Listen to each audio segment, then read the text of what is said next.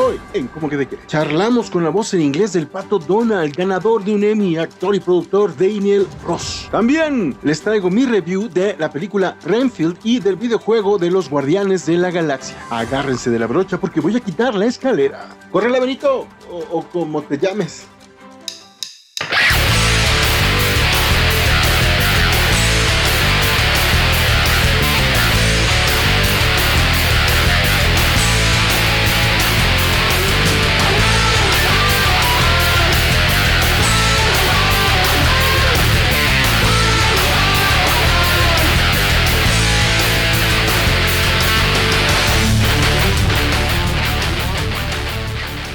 Bienvenidos sean todos ustedes a Cómo, de qué, su podcast de cómics, animación, cine, entretenimiento friki niki favorito. Yo soy su amigo Ino, saludándolos y arrancando con este episodio del podcast, a donde iniciamos con las entrevistas en inglés. Con antelación les dije que iba a entrevistar gente que pues no hablaba español, ¿verdad? Que eran angloparlantes, y les pregunté cómo querían las entrevistas. Se les estuvo di y nada que dijeron di. Así que espero que sepan inglés. Porque bueno, si no, creo que YouTube puede poner subtítulos, ¿no? Me parece que sí. Entonces no deben de tener problema. Esta semana no reseñé el libro porque Renfield está en cines y sorpresivamente es bastante buena. Realmente no creí divertirme tanto en el cine. Ya tenía rato que no me reía así en una sala. Hasta su majestad me volteaba a ver extrañada, así con cara de... Ya no les digo más, mejor les dejo mi breve reseña de Renfield.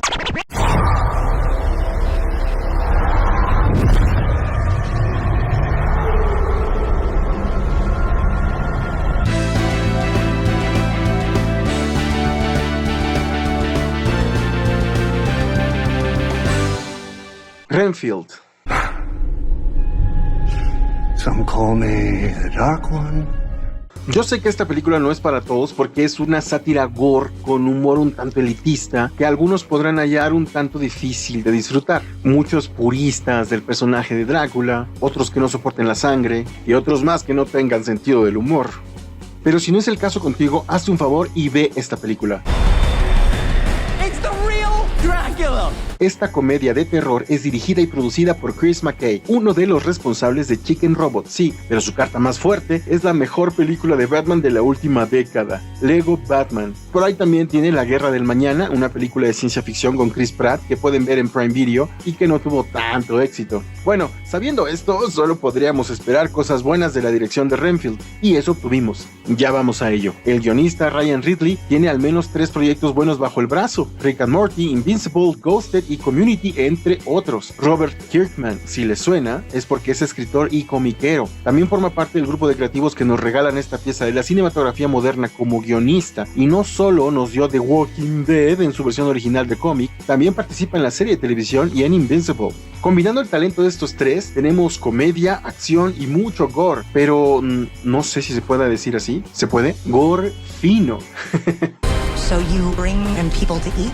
Well, I do other stuff. Like what? Wash his cape? No, the cape is dry clean only, strictly. La historia es muy básica. Renfield, interpretado por Nicholas Hoult, es el familiar o sirviente de Drácula, Nicolas Cage, acorde a la novela de Bram Stoker. Él ha sobrevivido hasta nuestros tiempos y se ha mudado junto con su maestro a Nueva Orleans, Estados Unidos. Ahí se ha encargado de llevarle carne fresca a su maestro para que recupere sus poderes en su totalidad, solo que ahora se ha cuestionado toda esta dinámica al grado de que participa en un grupo de ayuda para salir de relaciones tóxicas y codependientes. A la par, la ciudad está corrupta y son varias familias de mafiosos que la dirigen, siendo la principal la de los Lobos, grupo delictivo con quien la oficial Rebecca, interpretada por Aquafina, tiene pleito y quiere derribar. Dicho sea de paso, Ben Schwartz, a quien recordaremos por su interpretación de Sean Ralphio en Parks and Rec o por hacer la voz de Sonic en su versión original en inglés, interpreta a Ted Lobo, el heredero de la familia mafiosa que vemos durante toda la película. What is he, your roommate? Christmas, servant. Nicolas Cage no es el protagonista de esta historia, pero sí el personaje que todos esperamos ver, por quien pagamos la entrada al cine. Y es que se roba todas las escenas en las que aparece porque, vamos, es Nicolas Cage haciendo de Drácula. Muy teatral y exagerado, una exquisitez. ¿Cómo es que no se le ocurrió a nadie antes? ¿Cómo es posible si hasta Superman lo quisieron hacer?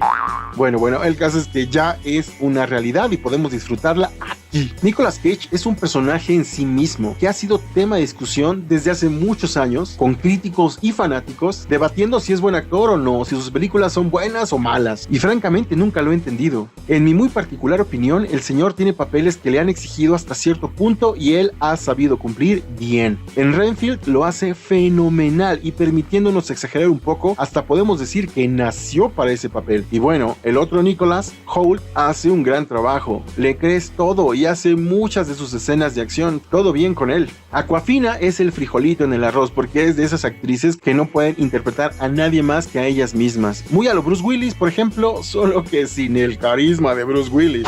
Lo bueno es que aquí queda bien en su papel de policía ruda y no desentona con la película. Y aunque la trama se puede estancar a ratos, tiene momentos muy divertidos y de acción trepidante que sorprenderán a muchos y que en lo personal pude disfrutar bastante. Obviously, we're dealing with a little bit more than just narcissism here. El gore digital no se ve muy bien, pero acá combinan lo tradicional con lo digital de una manera que creo que es efectiva.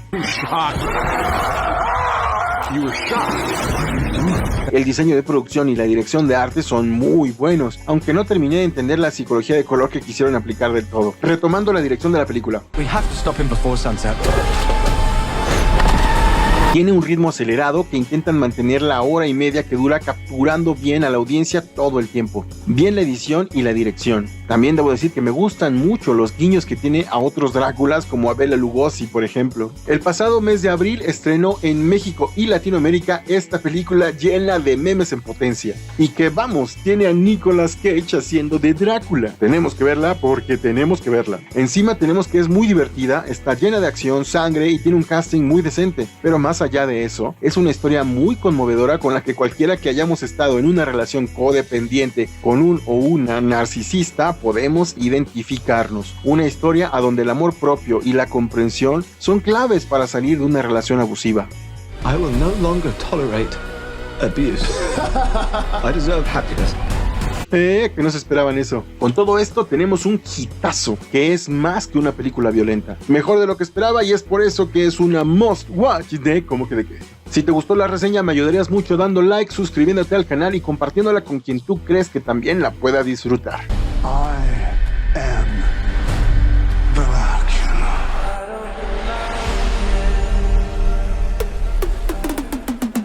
¿Qué tal? Vienen más reseñas chidas en el canal y estoy trabajando yo también en TikToks y shorts diferentes a todo lo que podemos ver aquí en el podcast o las reseñas que subo al canal, ¿verdad? Para pues variarle tantito. Cualquier queja, sugerencia, comentario, piropo, déjenlo aquí en la caja de comentarios o en las redes sociales del podcast, @como que de qué, Instagram, TikTok y Twitter.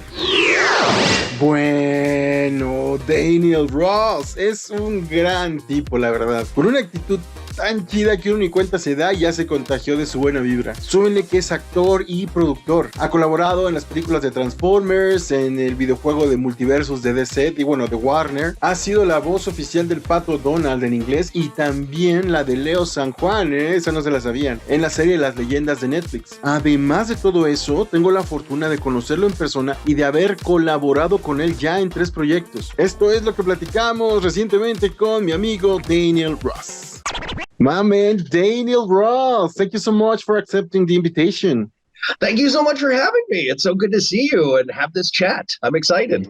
I'm excited too. I mean, you're an actor, producer, actively working for around 20 years or something in the industry. Yeah, that feels weird to say. That feels weird to say. Yes, that's true.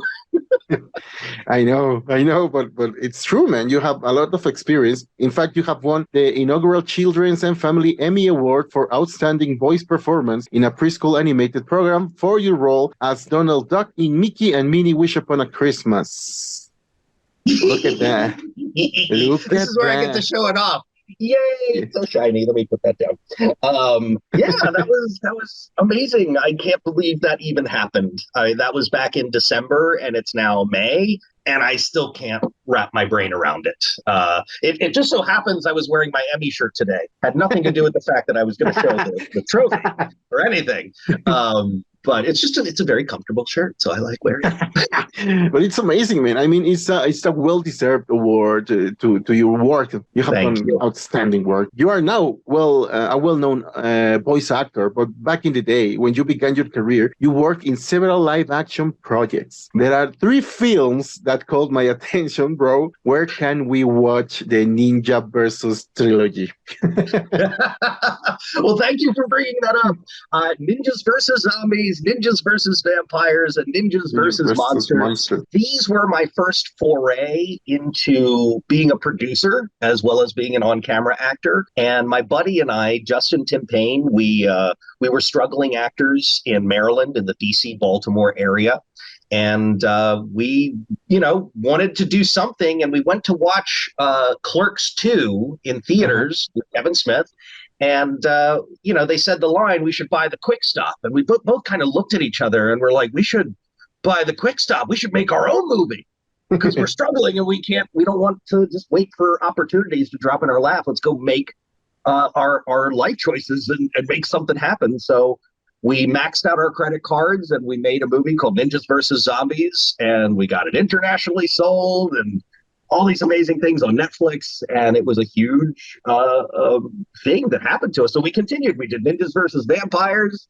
We did Ninjas versus Monsters. The first 2 you can see on Amazon Prime, and the last one I think is on Vudu. It's on Vudu. I don't know much about Vudu or what they do. Well, amazing. I'm going to search for them here in Mexico because I don't know if I must have a VPN to watch them, but I certainly will. Because, we used to have a Mexican version of that concept back in the 50s. Throughout the 60s and 70s, we had El Santo and Blue Demon, 2 luchadores who fought monsters and vampires and mummies and Frankenstein monster. Really? Yeah, to save Mexico, the world, but especially their ladies. Yeah, you have to send me a link. I'd love to see that. Yeah, I believe you can watch those on Amazon Prime with a VPN up there. Oh, yeah? Yeah, I believe so. Well, I guess I know what I'm doing. Yeah, it doesn't matter where we live. It's hard to make it in the industry. But in the US, I believe it's harder because, there's lots of more people specialized in acting, producing, and directing. And I am asking you this because I know you, and I know you are such a warrior. You have a great attitude, and lots of people out there have been in this position. I know I have. Back in the day, when you began this journey, how did you manage to stay in track and not giving up? Well, first of all, I just like that you're saying nice things about me. That's so nice. Keep doing that. I think, the entertainment industry is exceptionally difficult. Listen, every job, every vocation is a world of experience, and everybody's experiences in life are different. But in my opinion, the entertainment industry is one of the most difficult to get into and to thrive and to succeed in. And so, it requires so much training, so much dedication, so much time, so much effort, so much emotion to be able to really get yourself into that. So when I first got started, I really didn't know what I wanted to do specifically. I just knew that I loved TV and movies. To me, that was magic. It was, you could go to the same movie theater, the same seat in the same auditorium, and be transported somewhere or feel things that you may never feel in your lifetime. That to me was just powerful, and I wanted to be a part of that. So I studied Shakespeare. I did, musical theater. That was originally going to be my degree. And then I dropped out of college. I skipped on that part of my education, and I went right into film and TV as a professional extra and stand-in for, movies and, not making much money or getting much headway. And so really the thrust of the idea was to make my own opportunities, like I was mentioning for Ninjas versus Zombies, because nobody's going to give it to you. You have to go out into the world and take it. And so that was one of the first instances in my career where I felt I was making some headway. The second was with Transformers. It was, I think, 2005. They were talking about making a new Transformers movie with Michael Bay and Steven Spielberg. And so I obviously, as if anybody sees this, I have lots of Transformers around me. I'm a huge collector. I love Transformers. And so I was like, this is an opportunity for me to marry my hobby and something that I love doing. Let's see what we can do. Let's see how we can put ourselves in that. And so I created, with the help of some of my artist friends, a comic book that featured me in a story with the Transformers. And I sent this to Steven Spielberg and Michael Bay and the other producers, and I eventually got my audition and ended up voicing Starscream for the video games. Decepticons, this is Starscream. It was so much fun, and it was the first real big thing that happened in my career. And from then on, it was almost like game over. Okay, this is what I'm going to be doing. I met voice actors. I love voice actors. I love voice acting. Let's take the career in that direction. And that's where I've been ever since. Yeah, and you're good at it. Are you a gamer yourself? Not really. I used to really love like early PC games, like the real rudimentary stuff. I love games like Myst, The Seventh Guest, The 11th Hour. Those were my jam, like search and explore, almost like escape rooms. That's kind of what the early version of those were. I love those. But, sitting at my computer and gaming, shooting, playing Call of Duty or Grand Theft Auto or things like that, I never got into that. I've got other things to occupy my time. So, you have just mentioned you are Starscream and also you have a role in Genshin Impact, in World of Warcraft, and Diablo, StarCraft, and in DC's Multiversus, you have several roles. How does it feel to be a part of these projects? What character do you enjoy the most working on? Oh my goodness! Don't make me do it. I can't say which one of my children I love better. Or which ones? Yeah, which one? Listen, I love video games. Don't get me wrong. Just because I don't actively play them doesn't mean I don't dabble, but I love participating in the cinematic quality because it's like a movie. It's like a playable movie in a lot of respects. And so the acting is on a different level, I feel, than some animation projects that I've worked on for younger audiences. I really get to stretch my wings or stretch my legs, so to speak, to be able to play some of these roles. But I have to say, I really loved in Multiverses playing Gizmo, all the characters in that. Gizmo, Stripe, Uncle Shagworthy, they were all challenges. And I love a good challenge. But the thing that goes with a character that is established, like Gizmo or Stripe, is that there's an expectation when people play those games. They expect to hear what they recognize from that character. And so me being somebody new, stepping into that role, there's a lot of pressure on me to get it right, and I want to get it right. So I spent weeks watching Gremlins over and over and over, Gremlins 1 and 2 over and over and over again, listening for any little instance of like what Gizmo would do in this situation or what Gizmo would do in that situation. Because here, this is an unprecedented new thing where he's in a fighting game. What does Gizmo or Stripe sound like in that situation? So I had to do my best to research as much as I could and then make some new choices because that's what you end up doing. So being able to step into the shoes of a well-established character and make new, interesting choices that will be synonymous with that character forever moving forward, that was really cool to me. That was really cool. I enjoyed that tremendously. Awesome. But the role that has given you the most, I believe, is playing Donald Duck in several Disney projects. Man, what a dream. How did you do it? Oh my gosh. As I spill water all over my face, that was a good segue because Donald Duck can be very messy when I'm recording him. Or as many of your friends might know, El Pato Donald. So, Amazing. Donald has been just a joy. And honestly, the first voice I ever learned how to do when I was a kid, my mom taught me how to do it when I was 3. And so Donald has been a part of my life forever. And to play him, to be able to bring that character, almost 90-year-old character, to life for a new generation of people is just, it fills me with so much joy. I can only imagine, man.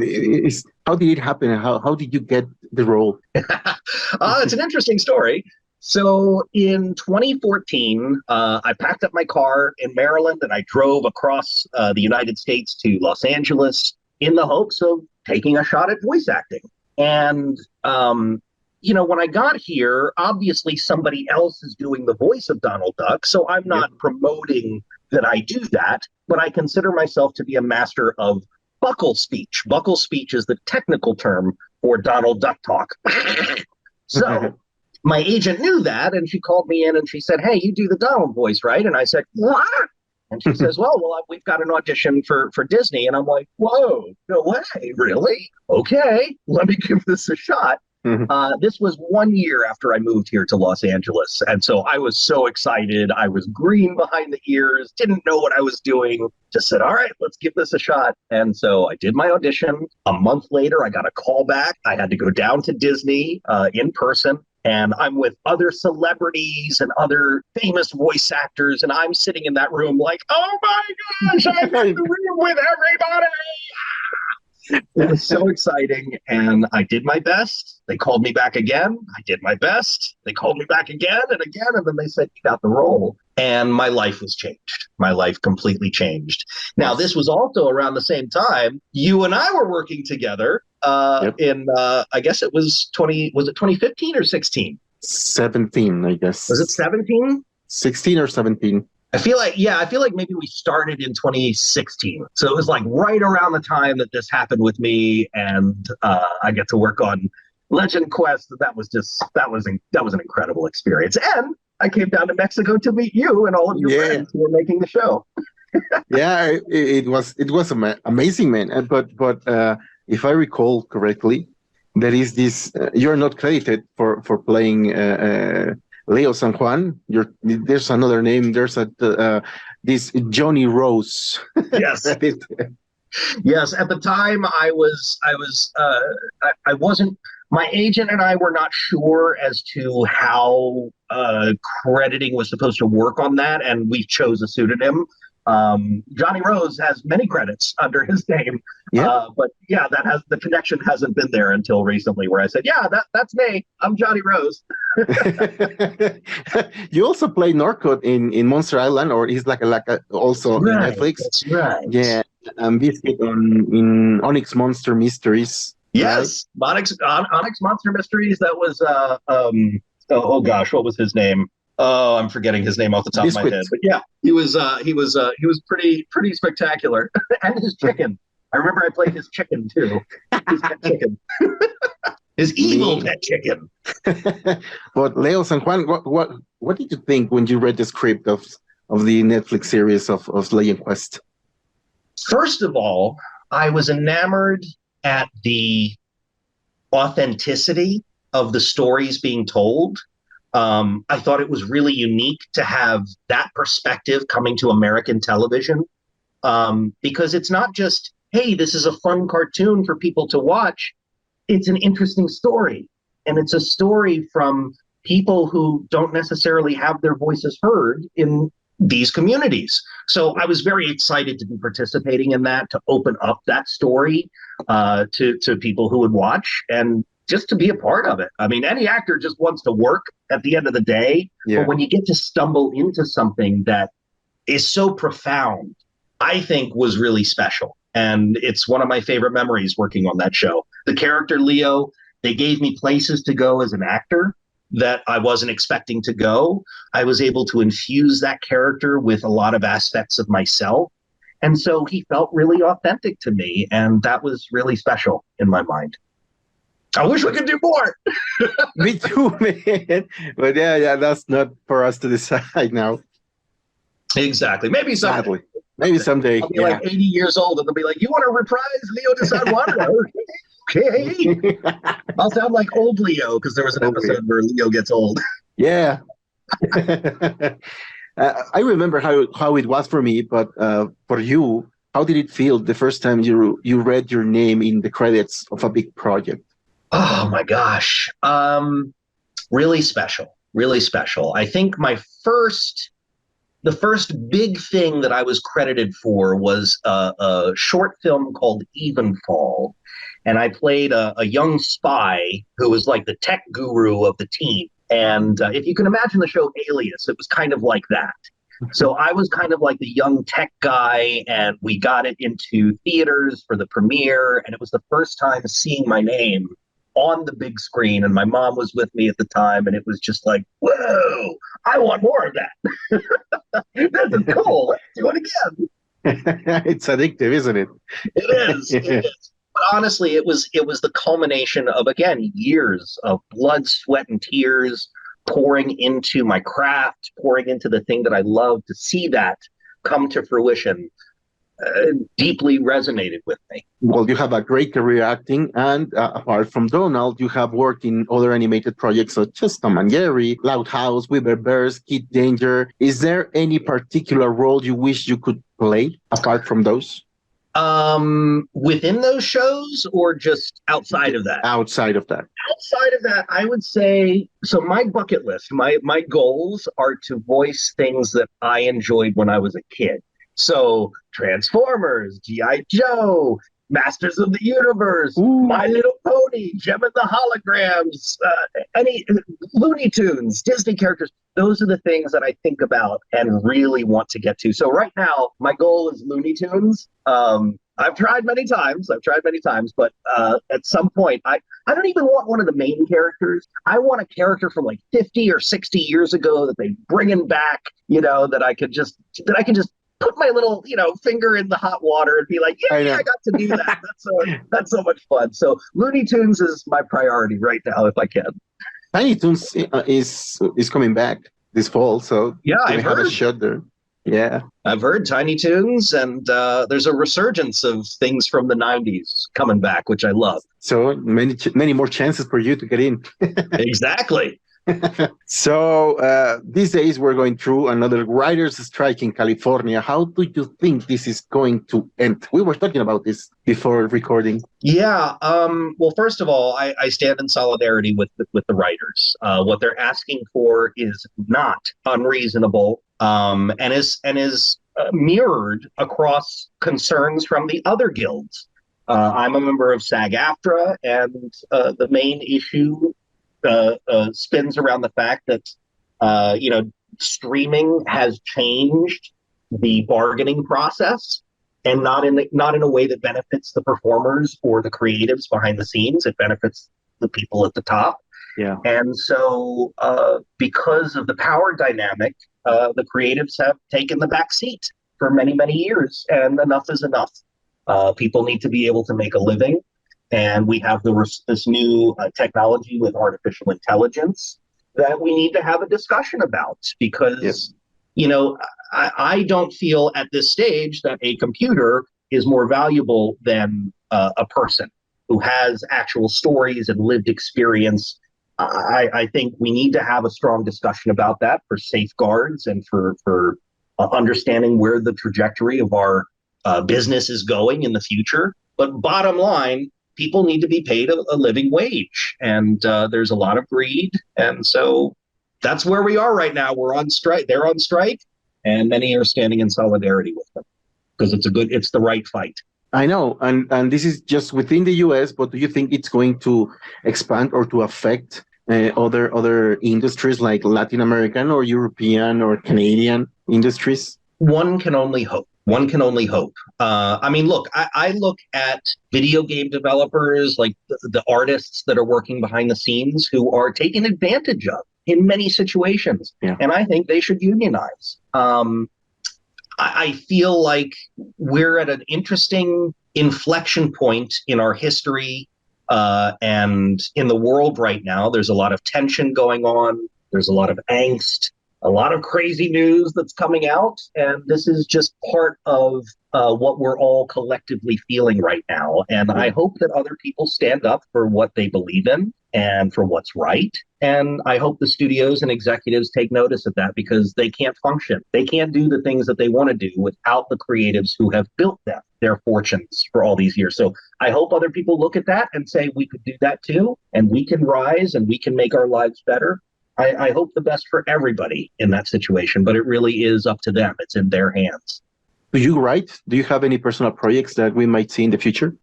I don't really write. I've written a screenplay before. I I do like to flourish my words when I'm writing something creative, but it's not the focus of my career.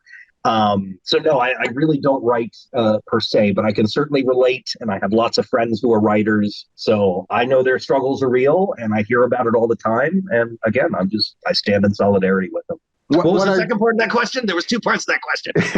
Do you have any personal projects that we might see in the future of your own? Personal projects, yes. Right now, I'm at an interesting place in my career where I've had a lot of personal stuff going on that I've had to kind of take myself out of it for a little bit. So I'm in a place right now where I'm focused on other priorities. But when I come back to what I want to do at full blast, I mean, I audition all the time. I'm always looking for the next project, the next job. There is no set job, working as a creative. It's basically a gig economy, and you work when you work and you don't when you don't. So when you don't work is the times when you want to try to figure out what comes next. And so I love going to conventions and meeting my fans. I've really enjoyed being on TikTok over the past couple of years. I plan to write a book at some point. I have the beginnings of it kind of planned out. Awesome. And other than that, maybe pitching some projects, maybe creating some work for some other people. I think that would be really cool. Yeah. What are you aiming for in your career for the next 10 years? What do you wish to accomplish? Oh my gosh. I haven't thought that far ahead. Oh my gosh. Listen, when I moved to Los Angeles, I gave myself 5 years. I said, I'm going to give myself 5 years to do the voice acting thing, and we'll see what happens. It's been 10 years. So I haven't really thought what comes next, because I'm enjoying this thoroughly. But one of the things that I've started to do is I've started to teach. I've started to coach other voice actors. So many people were coming to me and saying, could you listen to my demo? Could you listen to my audition? Could you work with me on a script? And eventually I just said, I really enjoy doing this. So yes, let's grow together. Come on, let me throw down the ladder and let's rise together. If there are pitfalls that I've learned in my career, maybe I can help somebody else avoid those. And I really enjoy that. So that's something that I've been doing. I've been traveling the world. I've been teaching in Switzerland. I was recently in Atlanta, teaching at the VO Atlanta conference. It's so much fun. So between my actual work, that's kind of what I'm doing on the side, outside of personal things. Of course. So now we have talked about lots of things, like tough times and good times, and projects and what's happening, what's going on in the world. How do you manage to keep a positive attitude with all this? Not easy, my friend. The entertainment industry, as I mentioned, is a roller coaster. Yeah. It comes with high highs and very low lows. And that can take a toll on somebody over time. And so I think it's really important to talk about things like self-care, things that you do for yourself that make you happy, that bring you joy in your day-to-day life.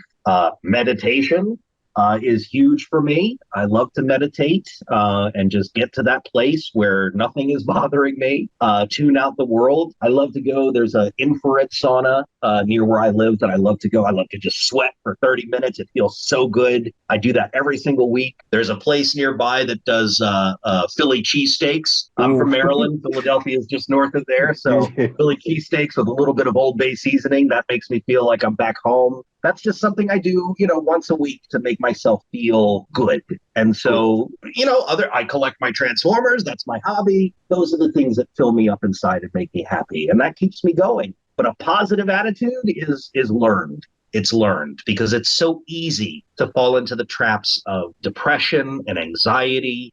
It's synonymous with this industry. You put yourself out there and you may never hear anything, or you may hear something negative. Or you book the job and it's amazing. But most of the time, you're kind of screaming into the void and hoping that somebody hears you. And that is difficult. It really is difficult. So you just have to keep your head in the game. If you love something, nothing is going to stop you from pursuing it. And that's kind of been my life as an actor. I've wanted to do it ever since I was little. And here we are. I'm a working actor. And I couldn't be more grateful to say that. Highs and lows included. Some strong words there, but precise. That's what I like, precise. I hope so. So, as you mentioned, you're very popular in TikTok. How can people find you there or in Instagram to see what you're up to? So I made it very easy for everybody. You can find me across social media at actor Daniel Ross, not Baker Daniel Ross, not Dr. Daniel Ross, not proctologist Daniel Ross. I am actor Daniel Ross. So find me across social media, TikTok, Instagram, Twitter. Come and say hello. I'd love to say hello back. So, well, we are just starting our third project together, and I could only wish for more to come, man. It's such an honor to know you and to be impregnated with your amazing energy and positive attitude, my friend. Such an honor to have you in the show. Thank you very much for being here. The one and only El Hito. I love you, my friend. So good. Love you too, bro. I hope to work with you more. To all of your viewers, hola. Thank you. I'm so grateful to know you and to behold your creative mastery, because you are amazing, sir. Seriously. You're giving it to me. I got to give it right back to you. You are incredible. And I'm honored to know you and to have worked with you. It's mutual, my friend. Te quiero, amigo. Muchas gracias por estar aquí. Muchas gracias. Adiós. It's amazing. Wow, creo que se me nota lo contento que me pone a hablar con Daniel, ¿no? ¿Ustedes qué tal? ¿Cómo les funcionó el inglés? ¿No se perdieron mucho? Yo no estoy para decírselos, la verdad, pero es que el inglés es clave en este medio, en esta industria. Así es que si le flaquean tantito por ahí, no está de más invertir en algunas clases para pulirlo mejor, ¿no? Porque, bueno, ustedes sabrán que la mayoría de proyectos chidos o tutoriales o clases, conferencias, lo que sea, pues van a estar en inglés. Así es que ya lo saben, ¿eh? Aparte vienen más entrevistas en inglés y estaría chido que no se pierdan ni un detalle de lo que vamos a platicar. Pero si no están de acuerdo conmigo y dicen, oye, estás loco, o al revés, dicen, oye, qué buena onda, que estés sugiriendo todo esto, bueno, pues pueden comentármelo aquí en la caja de comentarios o bien en mis redes sociales personales, que estoy como @divino con H intermedia, DIVHINO, divino. Bueno, yo no soy presumido, pero bien sabe Dios que me sobran motivos para hacerlo. Instagram, Twitter y TikTok. Aprovecho este espacio para recordarles que tengo una tienda internacional de playeras, tazas, hoodies, imanes, stickers y más merch del podcast, que está súper chida. Y si ustedes como yo quieren vestir muy avant-garde, pues les dejo la liga en la descripción del programa para que vayan a hacerse de su merch. Este juego tiene un par de años más o menos que salió a la venta y yo ya lo estaba jugando incluso antes de retomar el podcast y reiniciar en esta etapa, pero no había podido darme la oportunidad de reseñarlo. Ahora aprovecho el furor que tiene la franquicia con esta última película y todo para hablarles de este juego bastante divertido que es de los Guardianes de la Galaxia.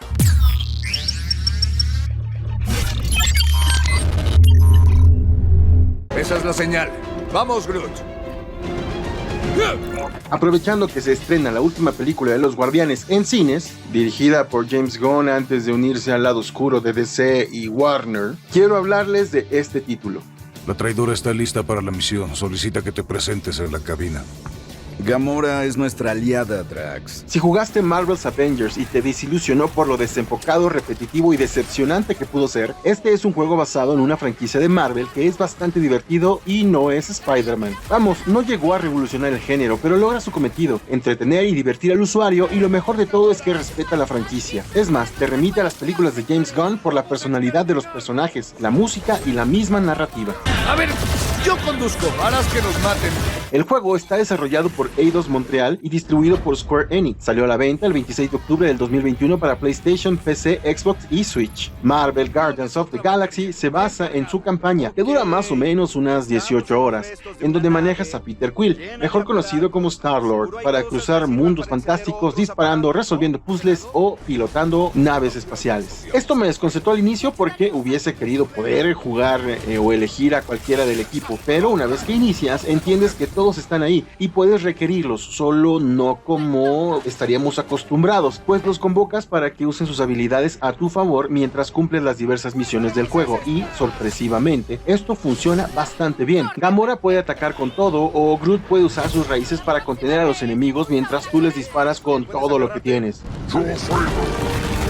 Oigan, verdes, avísenos si ven alguna nave azul y dorada por ahí. Si bien no es el sistema de combate más complejo que te toparás estos días, resulta bastante adecuado y bien logrado, pues aparte de coordinar tus ataques en equipo, cuentas con variedad de armas para Quill que deberás usar sabiamente. Y debo agregar que el diálogo constante lleno de bromas aporta bastante.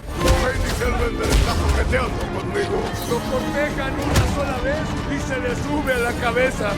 Contamos con un movimiento especial llamado The Huddle o la agrupación, en la que llamas a tu equipo a modo de team back y debes elegir la charla motivacional más adecuada para que comience una secuencia de acción con música emocionante y todos entren en una especie de modo berserk. ¿Quién está conmigo? ¡Yo me encargo!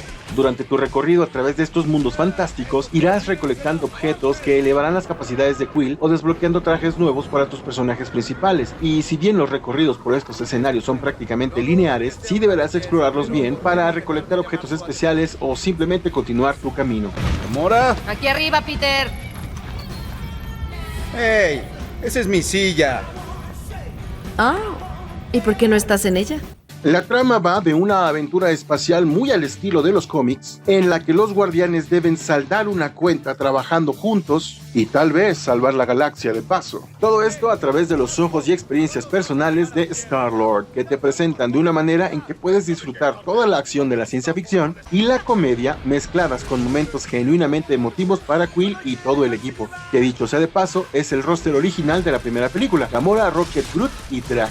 ¡Sigamos atacando mientras está abajo! ¡Haremos que caiga para siempre! Algo que el juego empata con las películas es la cantidad de diálogo que tiene, pues casi siempre están hablando todos, sino para avanzar en la trama, para contar alguna broma o describir algo que tienes que hacer. Esto da mucho valor de entretenimiento porque estos diálogos pueden abrir la posibilidad de elegir qué hacer y tus decisiones sí determinarán el desarrollo de las acciones consecuentes. Por ejemplo, puedes decidir si todo se vuelve un caos atacando de frente o intentar avanzar lo más callados posible sin que te detecten. Esto también aporta valor a la experiencia de juego. Tiene que ser una broma. Ni Peter es tan imprudente. ¿Quieres salir corriendo o quieres que te paguen? No hay tiempo para discutir. Los matones de Hellbender llegarán en cualquier momento.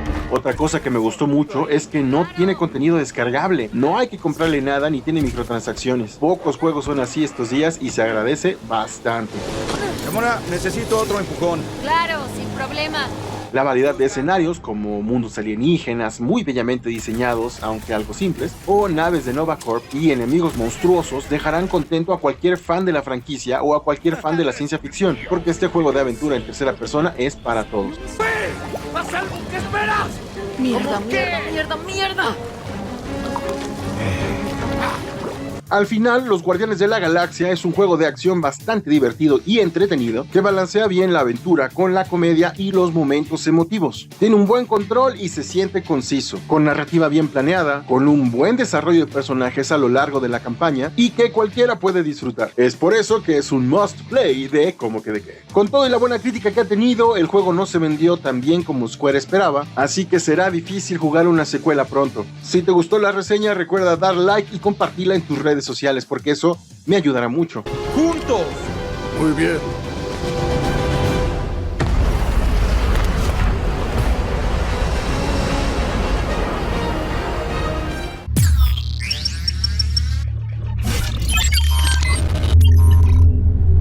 Estamos llegando al final de otro gran episodio de Cómo que de qué, y yo quiero aprovechar para mandar saludos muy afectuosos a Marcelo Alés, Flor Santos, Billy Loquendero, mi carnalito Héctor Sevilla, mi suegrita chula y a la dueña de mis desvelos, su majestad.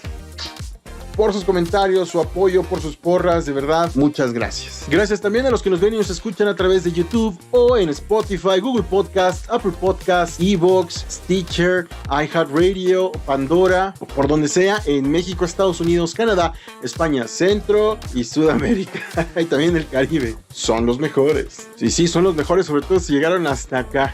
Yo fui Ino. Hasta siempre y adelante.